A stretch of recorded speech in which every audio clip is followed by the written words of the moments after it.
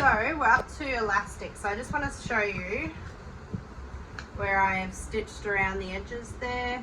So the main thing is to maybe flip over just to make sure you've caught the suede cloth. Don't worry about the pen mark, that's fine, it will be cut off. Obviously if you're using a serger it will be cut off anyway. So that's fine. I've just realised my bobbin has a yellow thread, a very pale yellow thread, but that's fine, I'll fix that on top stitching. It doesn't matter when you're doing it inside, it doesn't matter what colour thread. What is important though, the thread you have to use is 100% polyester because cotton will wick, so it must be polyester thread. Okay, alright, so let's do some elastics. So I keep it on a spool like this, so if you know eventually if you think you can do this, I will just send you a big old spool and it's just all connected.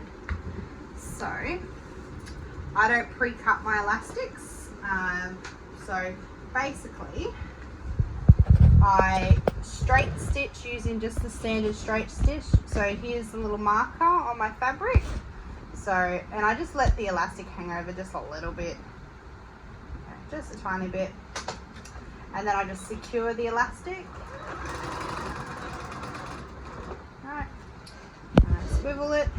Now, I use a 3-step zigzag. So on my machine, that is basically 4.5 width and 4.5 length because that fits the 8mm elastic perfectly. On your machine, I know you have a 3-step zigzag, you showed me. This width and length, you're going to have to fiddle with it when you get the elastic. Basically, you just want the Z to go the width of the fabric. Oh, sorry, the width of the fabric, width of the elastic. And I'll show you a close-up of when I'm sewing down the elastic. Okay, so we've got the elastic secured.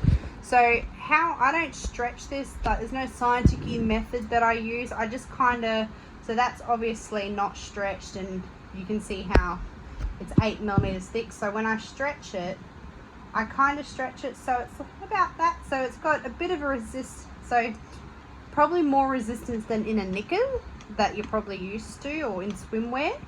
But you don't want it too relaxed. So you want enough that there's a bit of a pull there, okay?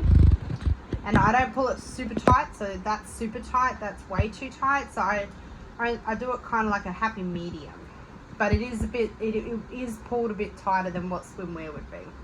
So basically I just hold down and I pull the nappy from the back as well when I'm putting the zigzag in because that's just, you know, how it rolls. So I'll give you a slow peek so you can kind of see, if I can get the cameraman to zoom in a little bit, that it's going the width, that zigzag's going the width of the elastic. I might just slow the machine down a bit so you can see. Okay. Now what we're also trying to do is keep our elastic on the right side of the line. It's okay if you go over a little bit, it's not the end of the world, but it's better, it does sit better if it's on the right side of the stitch line that you've just done.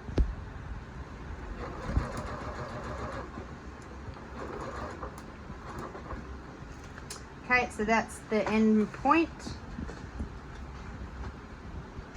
And then all I do is just do a straight stitch back and forward. And then I didn't grab scissors, so basically I need to go grab scissors. But yeah, I just then cut from about there and I leave about that much hanging off.